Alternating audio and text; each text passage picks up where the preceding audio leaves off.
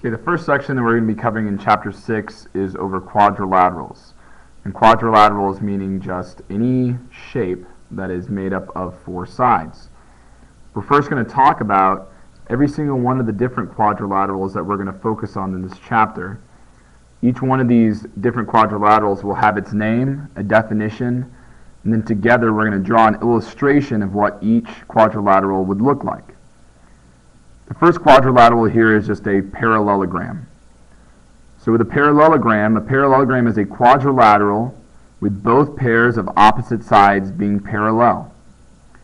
We learned how to draw parallel lines earlier in the year, but if I was to illustrate a parallelogram, I would want to draw a figure that has four sides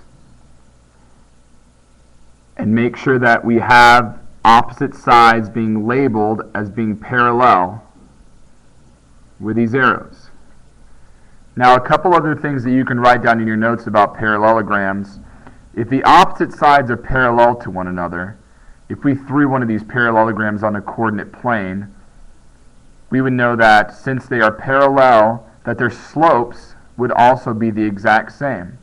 So if you were trying to identify a shape on a coordinate plane that was drawn that had four sides, if those opposite sides would have the same exact slope to them, then we could be looking at a parallelogram. The next quadrilateral is a rhombus. So a rhombus is a parallelogram, but it has four congruent sides. So what we can do to illustrate this is we can draw the same parallelogram we just drew and still have labeled that these are parallel to one another, but also show that every single side of this parallelogram will be the exact same length. That's what's creating my rhombus. So by these markings, I have opposite sides parallel and all sides congruent. So again, if we're thinking about this on a coordinate plane, we'd want for our opposite sides to be parallel, to have the same slope, but also if we were to find the distance between the points on a coordinate plane, then all those distances should be the exact same. So those are a couple of things you might want to jot down as well with the rhombus. Okay, a rectangle definition is a parallelogram that has four right angles.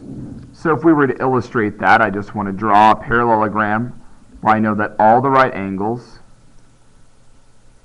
or all four sides, all four angles would consist of the right angles. So let's think of this in terms of being on a coordinate plane. If I put a rectangle on a coordinate plane, all the sides would be perpendicular with one another, right? Because that's adjacent sides would be. And so their slopes would be opposite reciprocals of one another. So if we wanted to put this on a coordinate plane, that's what we would look for. Are all my slopes opposite reciprocals of one another from one side to the adjacent side? The next one is a square, a parallelogram with four congruent sides and four right angles. So it's like combining the definition of a rhombus and a rectangle. Four congruent sides in a rhombus, four right angles in a rectangle. So it's combining those two definitions to create the definition of a square. So I can draw my square, all sides being congruent, all of these angles being right angles. So that would be my definition of a square. Now when we're talking about a kite is a quadrilateral, so a figure with four sides, that has two pairs of adjacent sides that are congruent and no opposite sides are congruent. The other part of the kite as well is that they have no sets of parallel sides.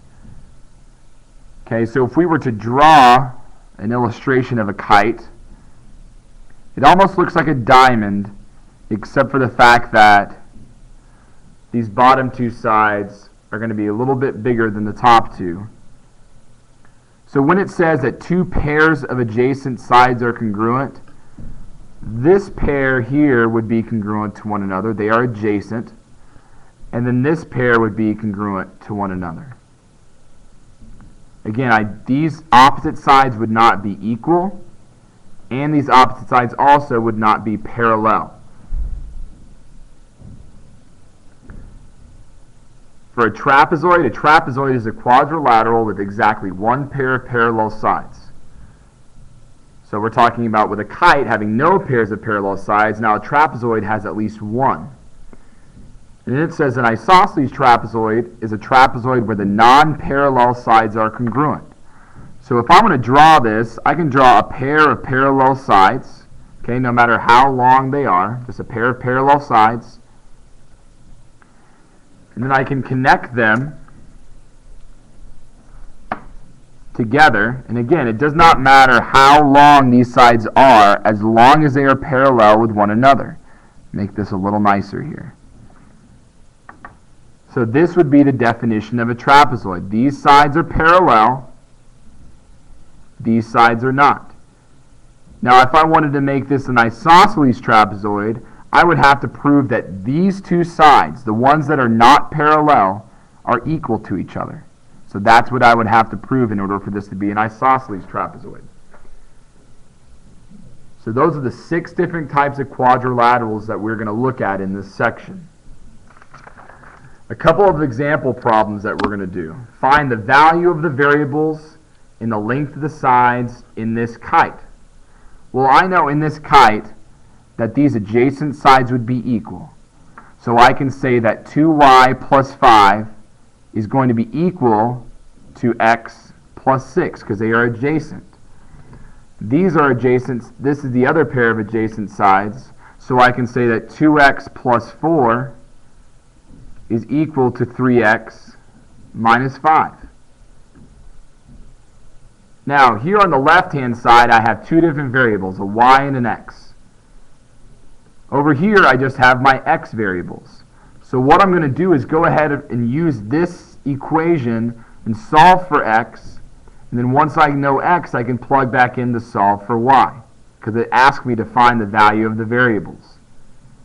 So here, if I solve for x, I'd subtract 2x from both sides to eliminate this 2x on the left-hand side of my equation, which would leave me with 4 equals x minus 5. Then my last step would need to be to add 5 to both sides so I can isolate x on the right side of my equation. So I know that x would be equal to 9. Now I can go back into this other set and say that 2y plus 5 now is equal to 9 plus 6, since my value of x is now 9. When I find the sum of 9 and 6, that would be 15. I can subtract 5 from both sides to isolate that 2y, and then divide by 2 so that y will be all by itself. So the y value here would be 5. So now I have my y value and my x value. So if I wanted to find the lengths of the sides, I can now plug in 5 for y here. 2 times 5 plus 5 is 15. So these sides would be 15 units. And I can plug in a 9 for x here. 9 times 3 is 27. Minus 5 would give me 22. So this value would be 22 for both sides. And you can even check your math over here to make sure your x value is right. Because if I plug in a 9 here, 2 times 9 is 18. Plus 4 is 22, so yes, these are both 22, so that satisfies the lengths of those sides. Down here I have an isosceles trapezoid, and I want to do the same exact thing. Find the value of x, then find the value of my side lengths. Well, if this is an isosceles trapezoid, my non-parallel sides will be equal. So the only only sets I can set equal to each other are 2x minus 7 and x plus 1. Because this is an isosceles trapezoid, just like an isosceles triangle. So I can go through and subtract x from both sides and get x minus 7 equals 1, which means that my value of x would need to be 8. So now if I wanted to find the length of all these sides, I can say 8 plus 1 is 9.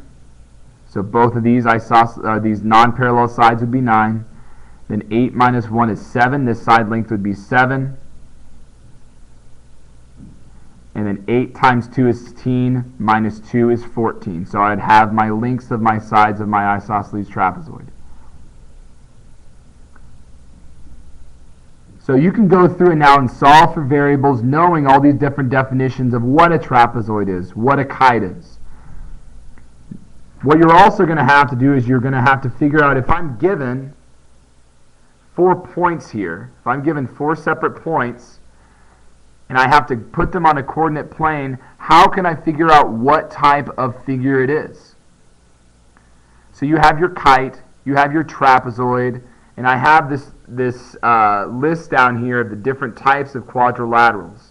So you have your quadrilaterals, you have your kite with no parallel sides. You have your trapezoid that has 1 pair of parallel sides. If it has 2 pairs of parallel sides, it's my parallelogram that then goes into rectangles, rhombuses, and then the combination definition, which would be a square. So what I want you to do tonight, the only thing I want you to do is take these 4 points and plot them and figure out what shape would be made if I plotted these 4. Remember, we're looking for parallel sides. So are my slopes the same between a combination of a couple? We're also looking for congruent sides with being a rhombus, if this turns into a rhombus. Would a combination of some of these sides, would they all be equal to each other? Would there just be 2 equal to each other? Would I have a kite if I had adjacent sides congruent? So go through and take these 4 points, and at the beginning of class on Thursday, we'll go through and figure out what this was, how we came to this conclusion. So that's the end of this first set of notes. If you need to go back and rewind to a certain point that you did not understand, or you just want to go back and double check, do that. But tomorrow we will go forward with learning about quadrilaterals.